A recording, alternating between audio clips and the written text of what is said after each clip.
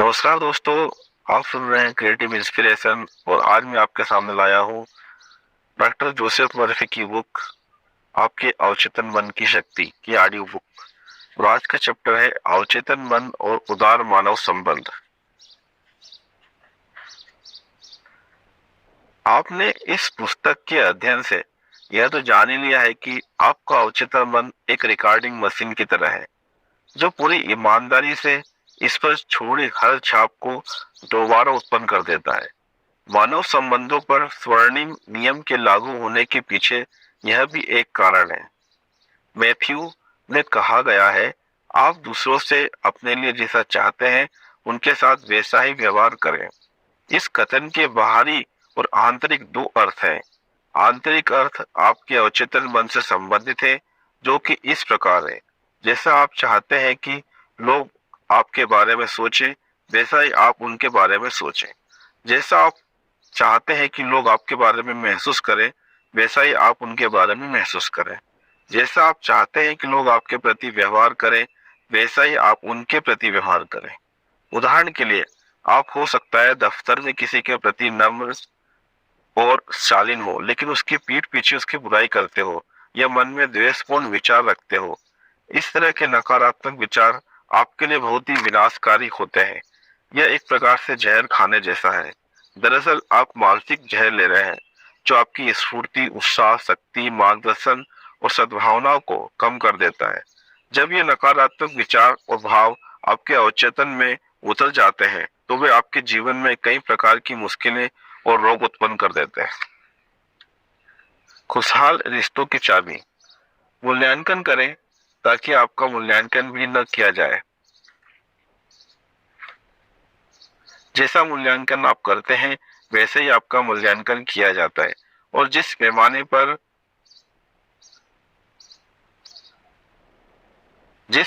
पर आप मूल्यांकन करते हैं उसी पैमाने पर आपका भी मूल्यांकन किया जाएगा।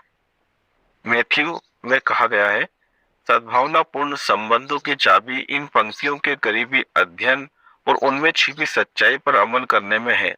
मूल्यांकन का अर्थ मन में विचार करना और किसी फैसले या निष्कर्ष पर पहुंचना। दूसरे व्यक्ति के बारे में आपके मन में जो विचार हैं वे आपके हैं, क्योंकि आप ही उसे सोच रहे हैं।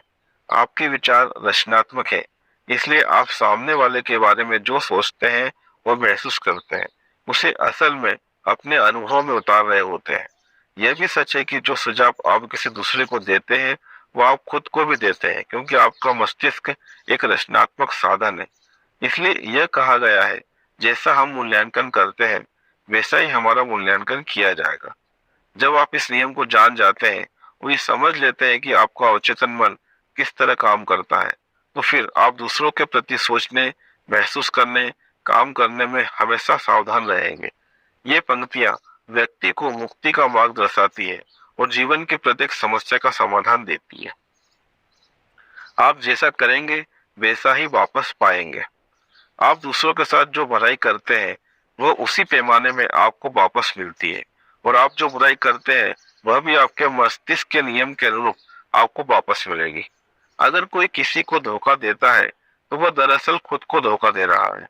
अपराध बोध और नुकसान का भाव अंततः किसी न किसी समय या रूप में नुकसान को उसकी ओर आकर्षित कर लेता है। इसका अवचेतन उसके मानसिक कार्य काम का रिकॉर्ड रखता है। वो मानसिक इरादे या प्रेरणा के अनुरूप प्रतिक्रिया करता है। आपका अवचेतन मन निष्पक्ष और अपरिवर्तनीय है। यह न तो व्यक्तियों में भेद करता है, न ही किसी तरह के धार्मिक पंथ या संस्था में। यह न तो दयालु है, न ही प्रतिशोधात्मक। आप दूसरों के बारे में जिस तरीके से सोचते, महसूस करते और काम करते हैं वही आपकी ओर लौटकर वापस आता है। प्रतिदिन की खबरों ने बनाया बीमार। अब खुद पर गौर करें, उन प्रतिक्रियाओं पर भी गौर करें जो आप अन्य लोगों, स्थितियों और परिस्थितियों पर देते हैं। आप दिन की घटनाओं और खबरों पर कैसी प्रतिक्रिया करते हैं, इससे कोई फर्क नहीं पड़ता है कि बाकी सब लोग गलत हैं और सिर्फ आप ही सही हैं। अगर खबर आपको विचलित करती है तो यह आपकी समस्या है, क्योंकि आपके नकारात्मक भावों ने ही आपसे शांति और सद्भाव छीन लिए हैं। एक महिला ने मुझे अपने पति को लेकर पत्र लिखा। उसने बताया कि अखबार में कुछ लेख पढ़ने पर वह बहुत गुस्सा हो जाता है। महिला ने कहा कि गुस्से की प्रतिक्रिया के कारण उन्हें अल्सर की समस्या हो गई और डॉक्टर ने भावनात्मक परिवर्तन के लिए सुझाव दिया है। मैंने उस व्यक्ति को बुलाकर समझाया कि उसका मस्तिष्क किस तरह काम करता है।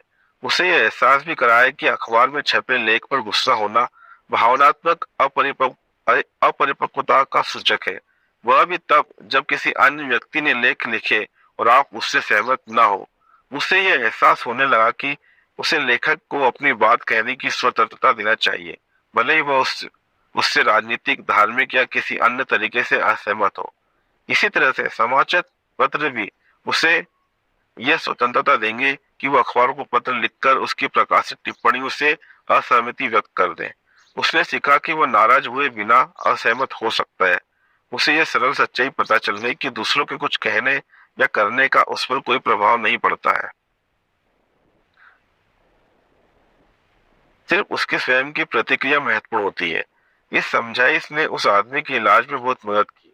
वो समझ गया कि थोड़े अभ्यास से वो सुबह के गुस्से पर काबू पा लेगा। उसकी पत्नी ने बाद में मुझे बताया कि आखिरकार उसने लेखकों की बातों पर हंसना सीख लिया। उसने अपनी प्रबल प्रतिक्रिया पर हंसना भी सीख लिया। अब अखबार के लेखों में उसे विचलित करने, चिढ़ाने या परेशान करने की शक्ति नहीं रही। अब उसके बढ़े हुए भावनात्मक संतुलन और शांति के कारण उसके अल्सर भी खत्म होने लगे हैं। मैं महिलाओं से नफरत करती हूँ परंतु पुरुषों को पसंद करती हूँ। एक कंपनी में बतौर सेक्रेटरी काम कर रही युवती के मन में अपने ऑफिस की कुछ महिलाओं के प्रति बहुत कड़वाहट भरी थी, क्योंकि उसे यकीन था कि वे उसके बारे में गपशप करती थी और झूठी अफवाहें फैलाती थी। उसने बताया कि उसे औरतें नहीं पसंद है, साथ ही कहा मुझे महिलाओं से नफरत है पर पुरुष पसंद है। जब मैंने उससे आगे बातचीत की तो मुझे पता चला कि वह अपने अधीनस्थ कर्मचारियों से बहुत दम्भी, अक्कड़ और चिड़चिड़ी आवाज में बोलती थी। उसे लगता था कि उसके साथ काम करने वाली औरतों को उसकी समस्याएं बढ़ाने में मजा आता था। उसके बोलने के लहजे में घमंड झलकता था और मैं देख पा रहा था कि उसके अंदाज से कुछ लोग क्यों चिढ़ते थे। अगर आपके ऑफिस या फैक्ट्री के सभी लोगों से आपको चिढ़ होती है, तो क्या यह संभव नहीं है कि यह चिढ़ और परेशानी आपके ही किसी अवचेतन पैटर्न या मानसिक विचार से उत्पन्न हो रही है? हम सभी जानते हैं कि अगर आप कुत्ते से नफरत करते हो या डरते हो, तो वह खूंखार प्रतिक्रिया करेगा। दरअसल जानवर आपकी अवचेतन कंपनों को भाप लेते हैं और उसी के अनुरूप अनुसार प्रतिक्रिया करते हैं। इसी प्रकार इंसान भी कुत्तों, बिल्लियों और अन्य प्राणियों जितने संवेदनशील होते हैं। औरतों से नफरत करने वाली सेक्रेटरी को मैंने प्रार्थना की एक प्रक्रिया सुझाई। मैंने उसे बताया कि जब वो खुद को आध्यात्मिक मूल्यों से भर लेगी और जीवन की सच्चाइयों की सकारात्मक घोषणा करने लगेगी, तो उसकी आवाज का घमंड और औरतों के प्रति उसकी नफरत पूरी तरह गायब हो जाएगी। वो यह जानकर हैरान थी कि नफरत की भावना बोलने, कामों, लिखने और जीवन के बाकी पहलुओं में दिख जाती है। तब उसने अपने द्वेषपूर्ण और गुस्सैल व्यवहार को खत्म कर दिया। उसने प्रार्थना की आदत डाल ली, जिसका वह हर दिन सुनियोजित तरीके से और लगातार अपने ऑफिस में अभ्यास करने लगी। प्रार्थना इस प्रकार थी, मैं प्रेम, शांति और आराम से सोचती हूँ, बोलती हूँ और काम करती हूँ। मैं अब उन सभी के प्रति प्रेम, शांति, सहिष्णुता और दयालुता प्रसारित करती हूँ जो मेरी आलोचना करते हैं और मेरे बारे में बात करते हैं। मैंने अपने विचारों का लंगर सबके प्रति सद्भावना, शांति और सद्भाव पर डाल दिया है। जब भी मैं नकारात्मक प्रतिक्रिया करने वाली होती हूँ तो खुद से दृढ़ता से कहती हूँ, मैं अपने भीतर के सद्भाव, सेहत और शांति के सिद्धांत के दृष्टिकोण से सोचती हूँ, बोलती हूँ और काम करती हूँ। रचनात्मक ज्ञान सभी चीजों में मेरा नेतृत्व, नियंत्रण और मार्गदर्शन करता है। प्रार्थना के इस अभ्यास ने उसकी जिंदगी बदल दी और उसने पाया कि उसके ऑफिस में आलोचना और चिढ़ का माहौल धीरे धीरे गायब हो गया। वे महिलाएं जीवन की यात्रा में उसके साथी और सहेलियां बन गई। उसने ये सच्चाई जान ली कि आवश्यकता किसी और को बदलने की नहीं, बल्कि खुद को बदलने की है। उसकी अंतर आत्मा ने उसकी पदोन्नति रोक दी। एक दिन एक सेल्समैन मुझसे मिलने आया। उसने अपने सेल्स मैनेजर के साथ काम करने में आ रही परेशानियां बताई। वह 10 साल से कंपनी में था, लेकिन उसे कभी प्रमोशन या किसी प्रकार की प्रशंसा नहीं मिली थी। उसने मुझे अपनी बिक्री के आंकड़े दिखाए, जो कि उस इलाके के अन्य सेल्समैनों के आंकड़ों से अच्छे थे। उसका कहना था कि सेल्स मैनेजर उसे पसंद नहीं करता था, उसके साथ भेदभाव करता था, कॉन्फ्रेंस में अपमानजनक व्यवहार करता था। कई बार मैनेजर उसके सुझावों की खिल्ली भी उड़ाता था। मैंने उसे सुझाव दिया कि मैनेजर के इस व्यवहार का कारण काफी हद तक उसके भीतर ही था। मैनेजर मैनेजर के प्रति उसके विचार और विश्वास के कारण ही वह इस तरह प्रतिक्रिया कर रहा था। हम दूसरों के लिए जिस पैमाने का प्रयोग करेंगे, हम पर भी उसी पैमाने का प्रयोग किया जाएगा। सेल्स मैनेजर के प्रति उसका मानसिक पैमाना या अवधारणा यह थी कि वह पूर्वाग्रह से ग्रस्त और मतलबी था। उसके मन में मैनेजर के प्रति कटुता और शत्रुता भरी थी। ऑफिस जाते समय जब वह खुद से बात करते हुए जाता था, तो उनमें सेल्स मैनेजर की आलोचना, मानसिक बहस, आरोप और निंदा भरी रहती थी। वह मानसिक रूप से जो देता था, अनिवार्य रूप से उसे भी वही वापस मिलता था। हमारी बातचीत के बाद उसे एहसास हो गया कि उसकी अंदरूनी भाषा विनाशकारी थी, क्योंकि उसके खामोश विचारों और भावों की शक्ति तथा गंभीरता, जिनसे वह सेल्स मैनेजर की मानसिक निंदा और बुराई करता था, उसके अवचेतन मन तक पहुंच गई थी। इसी कारण उसे अपने बॉस से नकारात्मक प्रतिक्रिया मिलती थी और अन्य व्यक्तिगत शारीरिक और भावनात्मक विकृतियां भी उत्पन्न होती थी। फिर उसने इस प्रकार प्रार्थना को बार बार दोहराना शुरू किया, मैं अपने ब्रह्मांड का एकमात्र चिंतक हूँ। मैं इस बात के लिए जिम्मेदार हूँ कि मैं अपने बॉस के बारे में क्या सोचता हूँ। मेरे सेल्स मैनेजर उस तरीके के लिए जिम्मेदार नहीं है जिससे मैं उनके बारे में सोचता हूँ। किसी भी व्यक्ति, स्थान या चीज को मुझे चिढ़ाने या विचलित करने की शक्ति नहीं है। मैं अपने बॉस के लिए सेहत, सफलता, मानसिक शांति और खुशी की कामना करता हूँ। मैं सच्चे दिल से उनका भला चाहता हूँ और मैं जानता हूँ कि सभी मामलों में उन्हें देवी मार्गदर्शन मिलेगा। उसने यह प्रार्थना धीरे से, शांति से और भावना से दोहराई। वह जानता था कि उसका मस्तिष्क एक बगीचे की तरह है। वह उस बगीचे में जो बीज बोएगा, उसी के अनुरूप फल मिलेंगे। मैंने उसे सोने से पहले इस प्रकार मानसिक तस्वीरें बनाना भी सिखाया। उसने कल्पना की कि बॉस उसके अच्छे काम पर उसे बधाई दे रहे थे, उसके उत्साह की प्रशंसा कर रहे थे और ये बता रहे थे कि ग्राहक उसकी कितनी तारीफ करते हैं। उसने इस कल्पना की को वास्तविकता की तरह महसूस करते हुए बॉस के हाथ की पकड़ महसूस की, उनकी आवाज का विशेष अंदाज सुना और उनकी मुस्कुराहट देखी। उसने बेहतरीन नाटकीकरण करके एक सच्ची मानसिक फिल्म बना ली। हर रात को वह इस मानसिक फिल्म को देखता था और जानता था कि उसका अवचेतन मन ही वह ग्रहणशील माध्यम है जिस पर उसकी चेतन कल्पना प्रभाव छोड़ेगी। इस प्रक्रिया से, जिसे हम मानसिक और आध्यात्मिक ओस्मोसिस मान सकते हैं, उसके अवचेतन मन पर धीरे धीरे असर हुआ। इसकी अभिव्यक्ति अपने आप सामने आई। उसके सेल्स मैनेजर ने उसे सैन फ्रांसिस्को फोन करके बधाई दी और डिवीजन सेल्स मैनेजर पद पर प्रमोशन कर दिया। इससे उसकी भी जिम्मेदारियां और तनख्वाह भी काफी बढ़ गई। उसने बॉस के बारे में अपनी अवधारणा और आकलन को बदल दिया, तो उसके बॉस के तरफ से भी उसी के अनुरूप प्रतिक्रिया आई। भावनात्मक रूप से बेहतर होना। कोई दूसरा चाहे जो कहे, वो आपको तब तक सचमुच नहीं परेशान कर सकता जब तक कि आप उसे विचलित करने की अनुमति न दें। दूसरा व्यक्ति आपको सिर्फ आपके विचारों के जरिए ही परेशान कर सकता है। मान ले, अगर आप गुस्सा होते हैं तो आपको मन में 4 स्तरों से गुजरना होता है। आप सोचने लगते हैं कि क्या कहा गया, आप गुस्सा होने, गुस्से का भाव पैदा करने का फैसला करते हैं, फिर आप प्रतिक्रिया का फैसला करते हैं। हो सकता है आप पलट कर जवाब दें या प्यार से बात करें। आप देख सकते हैं कि विचार, भावना, प्रतिक्रिया और क्रिया आपके अपने मस्तिष्क में होती है। जब आप भावनात्मक रूप से परिपक्व बनते हैं, तो आप उन लोगों द्वारा की गई आलोचना या द्वेष पर नकारात्मक प्रतिक्रिया नहीं करते। अगर आप नकारात्मक प्रतिक्रिया करते हैं, तो इसका मतलब घटिया आलोचना के स्तर तक उतरना और सामने वाले के नकारात्मक माहौल में पहुंचना। जीवन में अपने लक्ष्य याद रखें। किसी भी व्यक्ति, स्थान या वस्तु को यह अनुमति न दे कि वह आपको शांति और सेहत के आंतरिक एहसास से दूर कर दे। सामंजस्यपूर्ण मानवीय रिश्तों में प्रेम का महत्व। मनोविश्लेषण के संस्थापक सिगमंड फ्रायड ने कहा था कि अगर व्यक्तित्व के पास प्रेम न हो, तो वह बीमार हो जाता है और बढ़ जाता है। प्रेम के भीतर समझ, सद्भावना और सम्मान का भाव होता है, जो हम दूसरे व्यक्ति में मौजूद देवी अंश के प्रति समर्पित करता है। आप जितना ज्यादा प्रेम और सद्भावना प्रभावित करेंगे, उतना ही ज्यादा आपके पास लौट कर आएगा। अगर आप किसी के अहम को तोड़ देते हैं और उसके स्वाभिमान को ठेस पहुंचाते हैं, तो आप उसकी सद्भावना नहीं पा सकते। यह जान ले, हर व्यक्ति चाहता है कि उससे प्रेम किया जाए, उसकी प्रशंसा की जाए, उसे दुनिया में महत्वपूर्ण समझा जाए। समझे कि सामने वाला व्यक्ति अपने सच्चे महत्व के बारे में सजग है।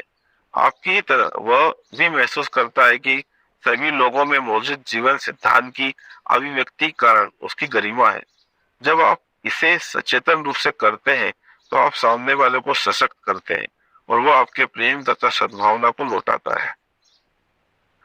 दर्शकों से नफरत। एक अभिनेता ने बताया कि पहली बार उसने जब नाटक में अभिनय किया, तो दर्शकों ने उसकी खिल्ली उड़ाई। उस नाटक की पटकथा अच्छी नहीं लिखी गई थी और उस दिन उसका अभिनय उच्च दर्जे का नहीं था, परंतु वह उसका पहला नाटक था और दर्शकों की उस प्रतिक्रिया ने उसे निराश कर दिया। महीनों तक उसके मन में उस शहर के लोगों के प्रति गुस्से का भाव रहा। वो उन्हें मूर्ख, अज्ञानी और पिछड़ा मानता था। कुछ समय बाद उसने थिएटर छोड़ दिया और एक ड्रग स्टोर में नौकरी करने लगा। एक दिन एक मित्र से न्यूयॉर्क सिटी के टाउन हॉल में एक लेक्चर सुनवाने ले गया। विषय था अपने साथ अच्छे से कैसे रहें। इस भाषण ने उसकी जिंदगी बदल दी। वह थिएटर में वापस आ गया और उसने खुद के और दर्शकों के लिए ईमानदारी से प्रार्थना करनी शुरू कर दी। उसने हर रात मंच पर जाने से पहले प्रेम और सद्भावना उड़ेली। उसने यह दावा करने की आदत डाली कि ईश्वर की शांति सभी मौजूद लोगों के हृदय में प्रवाहित हो रही है और उन्हें ऊंचा उठाकर प्रेरित कर रही है। अपनी प्रत्येक प्रस्तुति के बाद वह दर्शकों के प्रति प्रेम प्रदर्शित करता था। आज थिएटर में वह एक महत्वपूर्ण मुकाम पर पहुंच चुका है। वह अपनी सद्भावना और आत्मसम्मान दूसरों की ओर संप्रेषित कर रहा है और उसे भी वैसा ही वापस मिल रहा है। दोषपूर्ण व्यवहार के लोगों को कैसे संभालें? दुनिया में कुछ लोग मुश्किल होते हैं। वे ऐठे हुए और मानसिक रूप से विकृत होते हैं। वे गलत तरीके से कंडीशन होते हैं। कई मानसिक अपराधी हैं जो विवादशील, असहयोगी, झगड़ालू, दोष देने वाले और जीवन पर दाग बन चुके हैं। वे मनोवैज्ञानिक रूप से बीमार हैं। कई लोगों के मस्तिष्क विकृत और बेडौल हो गए हैं, शायद अतीत में मिले अनुभवों के कारण। कुछ लोग मानसिक रूप से अपंग होते हैं। आप उन लोगों की निंदा नहीं करते हैं जिन्हें ट्यूबरक्लोसिस हुआ है हो या वे मानसिक रूप से बीमार हो। उदाहरण के लिए, कोवड़ शरीर वाले व्यक्ति को कोई भी बुरा नहीं कहेगा। इसी प्रकार कुछ लोग मानसिक रूप से कुबड़ होते हैं। आपको ऐसे व्यक्ति के प्रति मन में दया और समझ का भाव रखना चाहिए। सभी को समझने का अर्थ है सभी को क्षमा करना। दुख अपना साथी खोजता है। नफरत, कुंठा और विकृति से भरा असामान्य व्यक्ति असीमित बुद्धिमत्ता के तालमेल में नहीं होता है। यह व्यक्ति शांत, खुश और सुखी लोगों से द्वेष करता है। आमतौर पर वह उनकी आलोचना, निंदा और बुराई करता है जो उसके प्रति बहुत अच्छे और दयालु होते हैं। उसका नजरिया यह होता है, जब मैं इतना दुखी हूँ तो वे इतने खुश क्यों है। वो उन्हें नीचे घसीट कर अपने स्तर तक लाना चाहता है। पुरानी कहावत अब भी सच है, दुख अपना साथी खोजता है। जब आप यह समझ लेते हैं तो आप दुख से अविचलित, दूर और उदासीन रह पाते हैं। मानवीय रिश्तों में सहानुभूति का प्रयोग।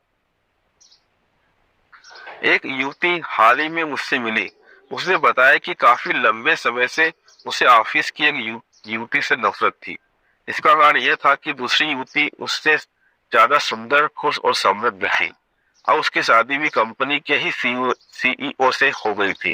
शादी के एक दिन बाद उसकी बेटी ऑफिस आई, जो उसकी पिछली शादी से थी। उसकी बेटी अपंग थी। बेटी दौड़कर आई और माँ को गले लगाते हुए बोली, मम्मी देखो मेरे नए डैडी ने मुझे क्या दिया है। वो अपनी माँ को नया खिलौना दिखा रही थी। उसने आगे मुझे बताया, मेरा दिल अचानक उस छोटी लड़की पर आ गया और मैं समझ पा रही थी कि वो कितनी खुशी महसूस कर रही होगी। मुझे एहसास हुआ कि आखिर क्यों वो इतनी खुश है। अचानक मैंने उसके प्रति प्रेम महसूस किया। मैं उसके ऑफिस में गई और उसे बधाई देते हुए उसकी खुशी की कामना की और मैंने यह दिल से किया। मनोवैज्ञानिक इसे सहानुभूति कहते हैं। जिसका मतलब है काल्पनिक रूप से खुद को दूसरे व्यक्ति के मानसिक नजरियों और अवस्थाओं में रखना। जब उसने अपने मन तथा दिल को उस दूसरी युवती की जगह रखा तो ऐसा लगा जैसे वो दूसरी औरत की तरह सोचने लगी, वो दूसरी औरत की तरह महसूस कर रही थी और उस बच्ची की तरह भी, क्योंकि उसने खुद को बच्ची की जगह भी रख लिया था। यह चीजों को देखने का एक अनोखा तरीका था। जब भी आपके मन में किसी को चोट पहुंचाने या बुरा करने का ख्याल आए तो खुद को मानसिक रूप से किसी सत्पुरुष के मस्तिष्क में रखें और नैतिक दृष्टिकोण से सोचें। अगर आपके ईर्ष्यालु, जलनखोर या गुस्सा होने की संभावना है तो खुद को ईसा मसीह के मस्तिष्क में रखें और उस दृष्टिकोण से सोचें। तब आप इन शब्दों की सच्चाई महसूस करेंगे। एक दूसरे से प्रेम करो। तुष्टिकरण की कभी विजय नहीं होती। कभी भी लोगों को इतनी स्वतंत्रता न दें कि वे आपका फायदा उठाएं या अपने व्यवहार के तमाशे, रोने के नाटक या भावनात्मक ब्लैकमेल के अन्य रूपों से अपनी बात मनवाएं। ये लोग तानाशाह हैं जो आपको गुलाम बनाने और आपसे अपनी बात मनवाने की कोशिश करते हैं। दृढ़ लेकिन दयालु रहें और झुकने से इनकार कर दें। तुष्टिकरण कभी नहीं जीतता है। उनके अपराध, स्वार्थ और अधिकारवादिता में योगदान देने से इनकार कर दें। याद रखें, सिर्फ सही काम करें। आप यहाँ अपने आदर्श पूरे करने और शाश्वत सच्चाइयों तथा जीवन के आध्यात्मिक मूल्यों के प्रति ईमानदार रहने के लिए आए हैं। दुनिया में किसी को भी अपने जीवन के लक्ष्य या उद्देश्य से भटकाने की शक्ति न दें। आपका लक्ष्य आपकी छिपी हुई प्रतिभाओं को दुनिया के सामने व्यक्त करना है, मानवता की सेवा करना है और ईश्वर की बुद्धिमानी, सत्य और सुंदरता को दुनिया के सारे लोगों के सामने प्रकट करना है। अपने आदर्श के प्रति ईमानदार रहें। निश्चित रूप से और पूरी तरह से जान लें कि जिस भी चीज से आपकी शांति, खुशी और संतुष्टि बढ़ती है वह दुनिया के सभी लोगों के लिए वरदान साबित हो सकती है। अंश की खुशी संपूर्ण की खुशी है, क्योंकि संपूर्ण अंश में है और अंश संपूर्ण में है। पाल कहते हैं, सबसे प्रेम करें। सेहत, खुशी और मानसिक शांति का नियम ही प्रेम को पूर्ण बनाता है। मानवीय रिश्तों को मजबूत करने वाले महत्वपूर्ण बिंदु। नंबर 1, आपका अवचेतन मन एक रिकॉर्डिंग मशीन की तरह है जिससे आपकी आदतन सोच उत्पन्न होती है। किसी दूसरे का भला सोचकर आप असल में खुद का भला सोच रहे होते हैं। नंबर 2, नफरत या द्वेष का विचार मानसिक जहर का काम करता है। किसी दूसरे का बुरा ना सोचे, क्योंकि ऐसा करना खुद का बुरा सोचने के जैसा है। आप अपने ब्रह्मांड में एकलौते चिंतक हैं और आपके विचार रचनात्मक हैं। नंबर 3, आपका मस्तिष्क रचनात्मक माध्यम है, इसलिए आप दूसरों के बारे में जैसा सोचते हैं और महसूस करते हैं वही अपने खुद के अनुभव में भी ला रहे होते हैं। यही स्वर्णिम नियम का मनोवैज्ञानिक अर्थ है। जैसा आप चाहते हैं कि दूसरे आपके बारे में सोचें, उसी तरह से आप भी उनके बारे में सोचें। नंबर 3, किसी दूसरे को धोखा देना या छल करना अपने लिए कमी, नुकसान और सीमा उत्पन्न करना है। आपका अवचेतन मन आपकी आंतरिक प्रेरणाओं, विचारों और भावनाओं का रिकॉर्ड रखता है। जब ये नकारात्मक होते हैं तो आपको असंख्य तरीकों से नुकसान, सीमा और कष्ट होते हैं। असल में जैसा आप दूसरों के साथ करते हैं वही आप खुद के साथ कर रहे होते हैं। नंबर 4, आप जो भलाई करते हैं, दयालुता दिखाते हैं, प्रेम करते हैं और सद्भाव दिखाते हैं वह कई गुना होकर विभिन्न तरीकों से आपके पास वापस आते हैं। नंबर 5, आप अपनी दुनिया के अकेले विचारक हैं। आप जो भी सोच रहे हैं उसके लिए आप ही जिम्मेदार होते हैं। याद रखें, किसी व्यक्ति के बारे में जैसा आप सोच रहे हैं उसके लिए आप जिम्मेदार हैं, न कि वह व्यक्ति। विचारों के अनुरूप ही परिणाम मिलता है। इसलिए यह महत्वपूर्ण है कि आप अभी दूसरे व्यक्ति के बारे में क्या सोच रहे हैं। नंबर 6, भावनात्मक रूप से परिपक्व बने और दूसरे लोगों को असहमति के विचार रखने की स्वतंत्रता दें। उन्हें आपसे असहमत होने का पूरा अधिकार है और आपको भी उनके साथ असहमत होने की पूरी स्वतंत्रता है। आप बिना मतभेद के भी असहमत हो सकते हैं। नंबर 7, पशु इंसान के डर के कंपन को भाप लेते हैं और फिर उसी के अनुरूप प्रतिक्रिया करते हैं। अगर आपके मन में प्रेम के भाव होंगे तो वे कभी आप पर हमला नहीं करेंगे। कई बार कुछ मनुष्य भी इन क्षमताओं को हासिल कर लेता है।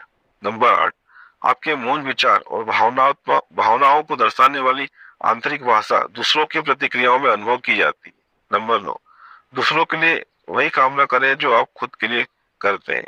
यह सद्भावनापूर्ण मानवीय संबंधों की चाबी है। नंबर 10, अपने बॉस के प्रति अपनी अवधारणा और राय बदले। महसूस करें कि वह स्वर्णिम नियम और प्रेम के नियम का अभ्यास कर रहा है, वह उसी अनुरूप प्रतिक्रिया करेगा। नंबर 11, दूसरा व्यक्ति आपको तब तक परेशान नहीं कर सकता जब तक कि आप उसे ऐसा करने की अनुमति न दें। आपका विचार रचनात्मक है, आप दूसरे व्यक्ति को आशीर्वाद दे सकते हैं। अगर कोई आपको अपमानजनक नाम से बुलाता है तो आपको यह जवाब देने की स्वतंत्रता है, आपकी आत्मा को ईश्वर की शांति मिले। नंबर 12, प्रेम दूसरों के साथ तालमेल बिठाने का जवाब है। प्रेम समझ, सद्भावना और इंसान में निहित देवी आंश के प्रति सम्मान है। नंबर 13, अपंग या विकृत शरीर के लोगों से नफरत न करें, उनके प्रति करुणा का भाव रखें। उन लोगों के साथ करुणा रखें और समझदारी भरा बर्ताव करें जिनकी मानसिक विकृति ने उनकी नकारात्मक कंडीशनिंग की है। सबको समझना, सबको माफ करना है।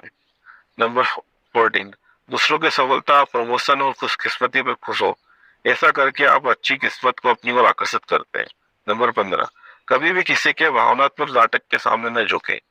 तुष्टिकरण की कभी विजय नहीं होती। चापलूस न बने, सच के साथ रहे, अपने आदर्श पर टिके रहे और यह न भूले कि जो मानसिक नजरिया आपको शांति, खुशी और सुख देता है वही शुभ, सही और सच है।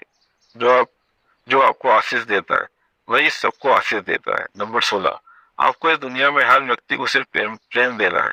प्रेम का मतलब हर एक के लिए वही कामना करना है जो आप खुद के लिए करते हैं। सेहत, खुशी और जीवन की सारी नियम होते हैं। यहाँ पर यह चैप्टर समाप्त होता है। मिलते हैं नए चैप्टर में। आपने ये सुना उसके लिए आपका धन्यवाद। आपका दिन शुभ हो।